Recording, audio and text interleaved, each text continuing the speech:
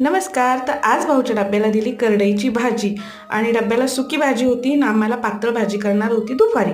तर सगळी कामं झाली. आज सकाळी सकाळी मी फोनला अजिबात हात लावला नाही, पण सगळी कामं नेहमीनुसार झाली. म्हणजे सकाळचं फिरणं झालं, सडा रांगोळी झाली आणि त्यानंतर चहा पाणी झाला. त्यानंतर मी बाहेर आली, राऊंडला जायचं होतं, तर म्हटलं बापरे, करडईचं आहे ना, तर फुल पण आलं. मागच्या आठवड्यातच लावलेलं होतं मी ते झाड. त्यानंतर ठरलेल्याप्रमाणे एक मोठा राऊंड मारून आल्यानंतर नाश्ता टाईम. तर आज मी नाश्त्याला बनवलं हिरवे मूग, म्हणजे फ्राय करायचे, पाणी टाकायचं आणि फक्त वाफवून घ्यायचे.